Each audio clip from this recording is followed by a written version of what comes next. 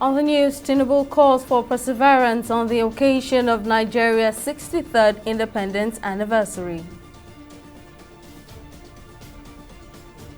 Tribunal sacks Governor Sule of Nasarawa State, declares PDP's Ombugadu winner. And federal government commences social register verification to identify genuine beneficiaries for palliatives. Hello and welcome to News Now at this hour. I'm Simisola Adigun. President Bola Tinubu has called on Nigerians to join him in efforts to rebuild Nigeria into a better place for all citizens. In his nationwide address to mark Nigeria's 63rd independence anniversary on Sunday, the president emphasized the unity and diversity of Nigeria, acknowledging the challenges faced in building a nation with such a broad mix of ethnic groups, religions, traditions, and cultures. Our correspondent, Sydney Okafor, has details in this report. Dear compatriots, this is Bola Ahmed Tinubu's first nationwide address as Nigeria's 16th president following the February 25th elections. In the speech, President Tinubu touched on several issues ranging from Nigerian diversity, unity, justice, economic policies, and security. While acknowledging the hardships citizens are facing, President Tinubu says his administration is putting measures in place to ameliorate the stress of families and households, particularly after the removal of petrol subsidy. Based upon our talks with labor, business, and other stakeholders, we are introducing a provisional wage award increment to enhance the federal minimum wage without causing undue inflation. For the next 6 months, the average low-grade worker shall receive an additional 25,000 naira per month. To ensure better grassroots development, we set up an infrastructure support fund for states to invest in critical areas. States have already received funds to provide relief packages against the impact of rising food and other prices. In the area of transportation, Tinubu said he has taken steps to make the economy more robust by lowering transport costs. We have opened a new chapter in public transportation through the development of cheaper, safer, compressed natural gas, CNG, buses across the nation. These buses will operate at a fraction of current fuel prices. The president also spoke on the ongoing reforms in the Central Bank of Nigeria, CBN, and resetting of tax policies in the country. A new leadership for the Central Bank has been constituted. Also, the special investigator will soon present its findings on the past lapses and how to prevent similar recurrences. Henceforth, monetary policy shall be for the benefit of all and not the exclusive province of the powerful and wealthy. While commending security forces for their efforts, President Tinubu says that protecting the lives of the people and their property remain the highest priority of his administration. Inter-service collaboration and intelligence sharing have been enhanced. Our service chiefs have been tasked with the vital responsibility of rebuilding the capacity of our security services. While he acknowledged that some of his government's reforms were difficult and painful for Nigerians, the president affirmed they were inevitable, given that they hold the key to transforming the economy and advancing prosperity among the populace. Sydney Okafor, TV360, Lagos. To speak further on the challenges in the country, Achike Chuda, public affairs analyst, joins me on the news. Thank you for your time, Mr. Achike Chuda. Now, how would you describe Nigeria's journey as an independent nation in the past 63 years? I think it's about the promises broken. because you have to ask yourself, and people have always made that analogy. If for a 63-year-old man, certain basic things, certain things that he's expected to have achieved in his 63 years, life's journey, that would ensure that you can describe his growth as positive. How well off is he? How healthy?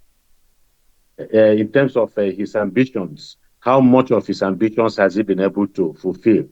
What of his children, his progenitors? Have they been able to find a reputable society, and are they independent, financially well off? So these are some of the issues you ask, and I guess that the same issues can be, made about, Nigeria.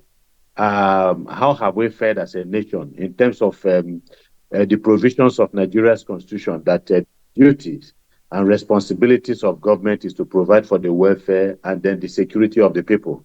So are the welfare of Nigeria 63 years after independence being adequately taken care of? What is the state in Nigeria today? How well off are the citizens? What is the level of poverty and the economic income in the country? And then in terms of security, are Nigerians secured? The of unemployment, what is the rate of unemployment in Nigeria? And then again, you talk about the lifespan. What is the lifespan of the average Nigerians? So these are indicators, economic indicators, and social indicators that would help in determining, the well-being and the welfare of Nigerians. And unfortunately, when you consider all mixes that we have, matrices that we've talked about, virtually every single one of them is in the negative. And Nigeria is not doing well at all economically. The life, expectancy of the average Nigerian is is about 50 downwards. You have insecurity that has taken over the nation in many parts of the country.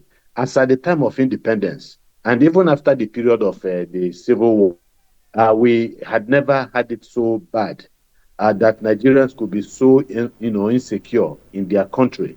And the political divisions have been exacerbated by the activities of the political elites, whose stock in trade is, for the purpose of politics, to divide people along parochial lines, along ethnic, religious, geopolitical lines. All right, Mr. Chike. Have a situation where Nigeria is actually more divided than ever before. So Mr. Chike, so I'm sorry to cut you short here now. Because of time, the country is currently faced with numerous challenges. Now, in short words, what do you think the new administration can do to address these challenges? I'm not sure that the new administration is equipped to deal with these challenges. The new administration is made up of people who are elites that have not contributed very meaningfully to the progress of this country, unfortunately. But I think the way to go really is to have a look at the entire Nigerian project. People for a very long time, from over 2-3 decades now, have been talking about the need to restructure the polity, the need for Nigerians to come together for the very first time to, decide on the basis of their existence, and then to also look at the basis of their relationship with one another.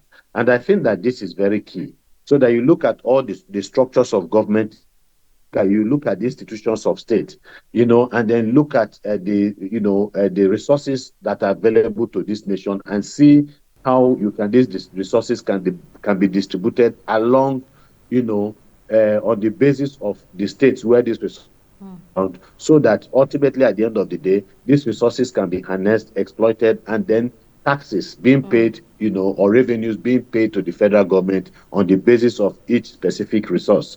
So there are political issues, and I'm not exactly sure that the political arrangement that has brought us to where we are today will be enough to address the inconsistencies and contradictions of the Nigerian state. So the politicians need to sit together and say, look, this project is not working, and we need it to work, because Nigeria still has a role to play in the international community. And the only way we can do that is to bring... I wish you could go on, to take the your full statement, but thank you as always for speaking with us. Moving on, the celebration of Nigeria's 63rd independence anniversary provides an opportunity to reflect on the contributions and sacrifices of national heroes and heroines who fought for the independence of the country from its colonial masters. While many believe that Nigeria has recorded occasional successes and continental recognition in the areas of sports and entertainment, there are concerns about good leadership, governance and integrity in public offices and institutions. This next report provides an analysis of the challenges facing the nation. Unlike previous Independence Day celebrations, Nigeria's 63rd anniversary was low-key, devoid of fanfare, and the reason is not far-fetched. The move was an acknowledgement of present economic realities, as highlighted by the federal government. As Africa's most populous country, largest economy and most notable democracy, Nigeria clocks 63 amid a weakening economy as well as overlapping security and political crisis. According to analysts, Nigeria's primary concern remains misgovernance occasioned by faulty leadership. We need to reduce the cost of governance, we need to open up the opportunity, and then we need to introduce some certain measure. For example, how can somebody be in corridor of government for 24 years? That's a quarter of a century. The person is far away from reality. Most of the people leading us are far away from there. They don't even know what an average Nigerian is going through. Nigeria is presently confronting other challenges such as debt burden, growing inflation, low living standards and increasing unemployment. The challenge of creating an inclusive growth trajectory is a major concern. It has to be fixed very quickly. Security needs to be dealt with very quickly. There is no way that you can attract investment, whether foreign or local, in an environment where people are not sure that they will wake up the following day. So we need to fix our security issue. Then third, our local production capacity, starting from capital, availability of funding and capital to MSMEs.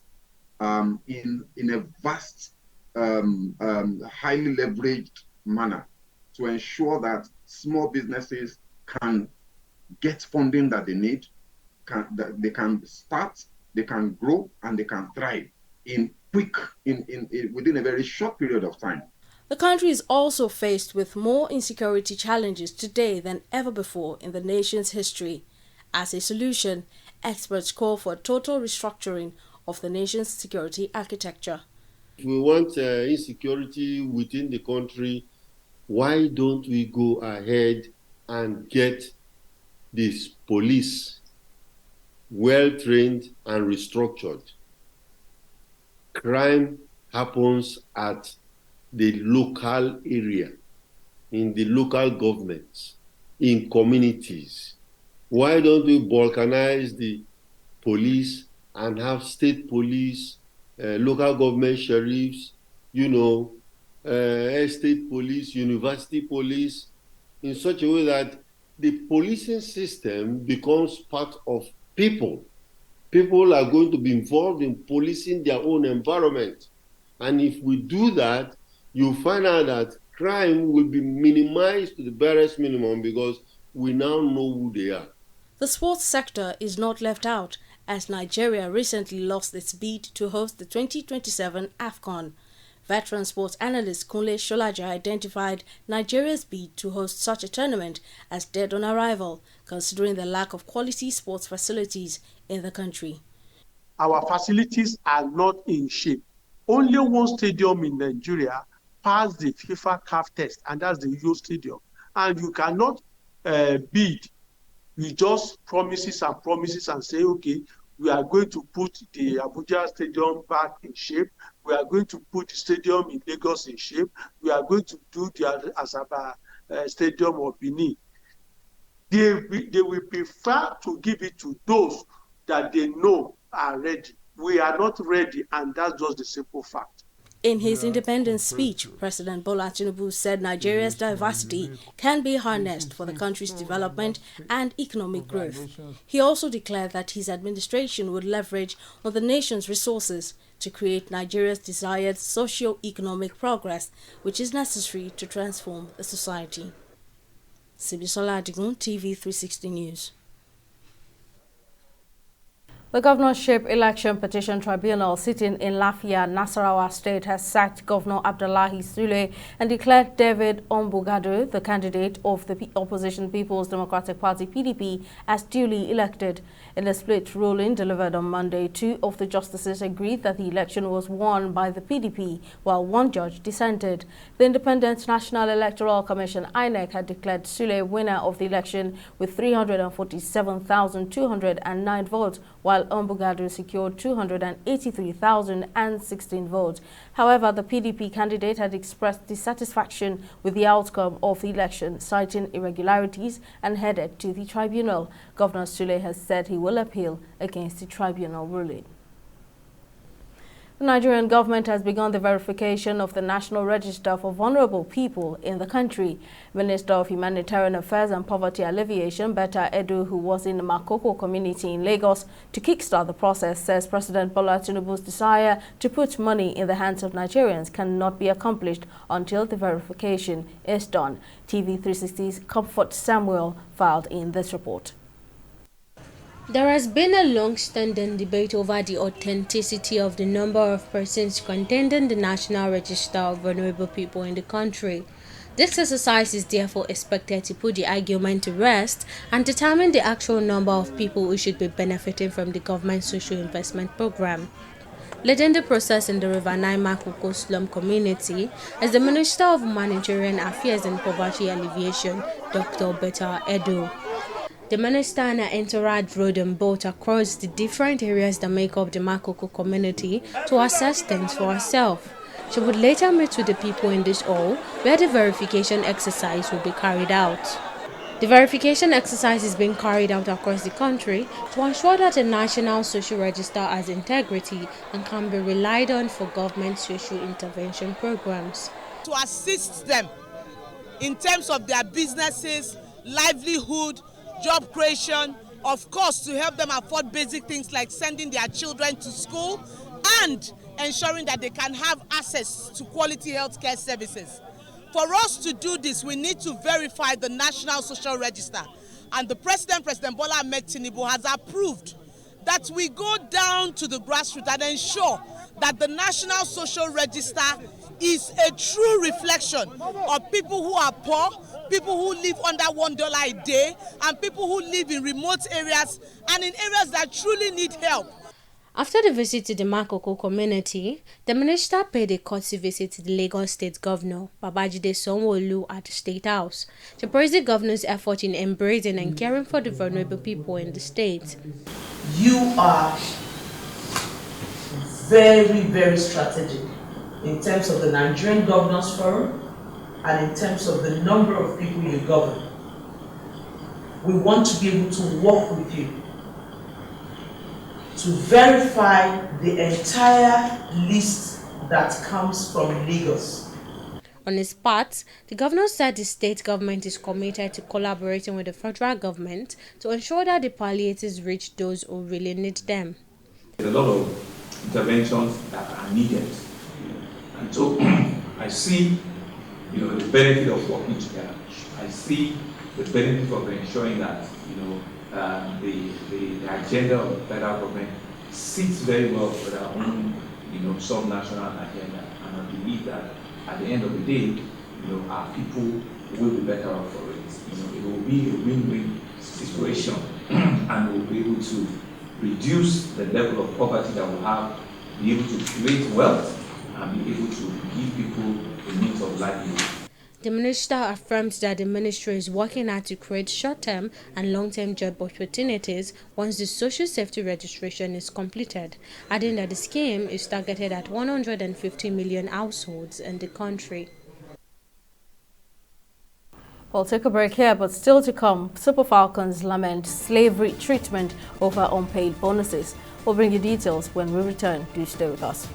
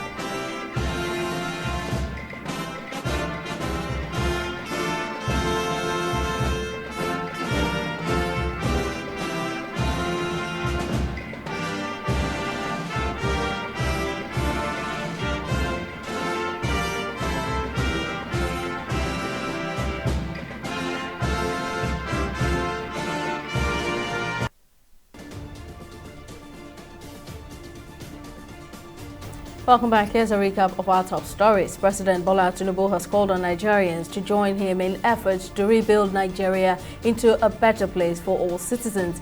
In his nationwide address to mark Nigeria's 63rd independence anniversary on Sunday, the president emphasized the unity and diversity of Nigeria, acknowledging the challenges faced in building a nation with such a broad mix of ethnic groups, religions, traditions, and cultures.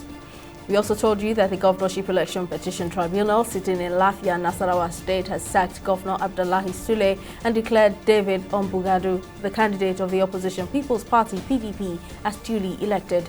In a ruling delivered on Monday, 2 of the justices agreed that the election was won by the PDP, while 1 judge dissented.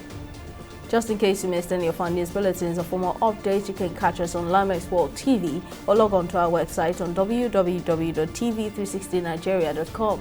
You can also follow us on our social media platforms on Twitter, Instagram, and YouTube at TV360 Nigeria, or download our mobile app on Google Play Store and Huawei App Gallery. On Facebook, we're at TV360 Online.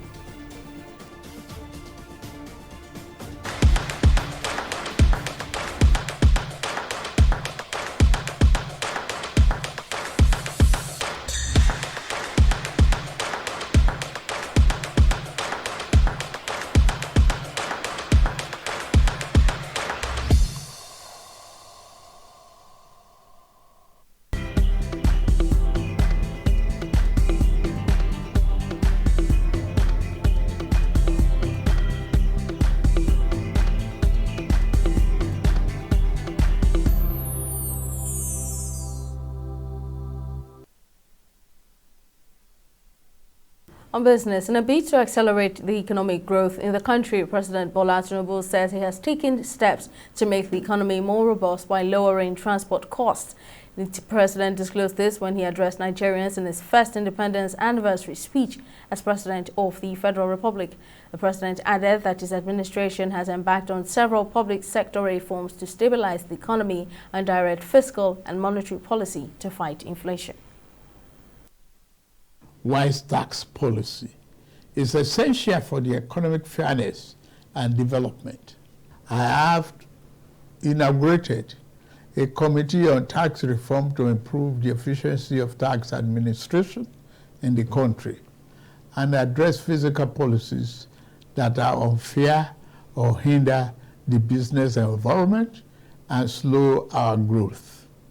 To boost employment and urban incomes, we are providing investment funding for enterprises with greater potential. Similarly, we are increasing investment in micro, small, and medium-sized enterprises.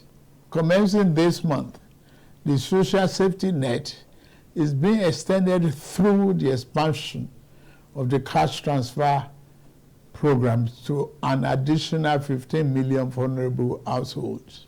The journey ahead will not be navigated by the fear or hatred. We can only achieve our better Nigeria through courage, compassion, commitment as one indivisible unit. I promise that I shall remain committed and serve faithfully. I also invite all to join this enterprise to make our beloved nation into its better self. The federal government has allocated $5 billion in support of burgeoning startups with a vision to elevate their annual funding endeavors to this substantial sum by the year 2027. Minister of Communications, Innovation and Digital Economy, Bosun Tijani, unveiled this ambitious plan in a strategic document where he emphasized the pivotal role played by innovation, entrepreneurship, and access to capital in nurturing a robust digital economy. Tijani added the primary objective of the ministry is to foster the growth and resilience of startups with a special emphasis on those pioneering innovative solutions in critical sectors of the economy. On the global scene, foreign ministers of all 27 European Union member states are set to meet in war-torn Ukraine in their first ever meeting outside the bloc's borders, displaying support for Kyiv. The meeting takes place as the Ukrainian government pushes to join the EU in the future amid Russia's full-scale invasion of the country, which is in its 20th month. Top officials from EU capitals have often visited Kyiv since the beginning of the war, but this is the first time an official EU summit is being held in the Ukrainian capital. French Foreign Minister Catherine Colonna said the meeting was a signal to Moscow of the bloc's determination to support Ukraine over the long term. And finally, in sports, the Super Falcons players are still in argument with the Nigeria Football Federation (NFF) as they claim they are being treated like slaves following their unpaid bonuses and allowances over the years 43 days after the conclusion of the 2023 Women's World Cup. The players claim they have received less than half of their daily camp wages and no match bonuses from the NFF. Reacting to the claims, NFF Head of Communications Ademola Olajire said FIFA was yet to pay the promised World Cup money to the federation, but insisted that all daily allowances for the World Cup had been paid. Well, that's our bulletin at this time. Thank you for watching. I'm Simi Solatico. Bye for now.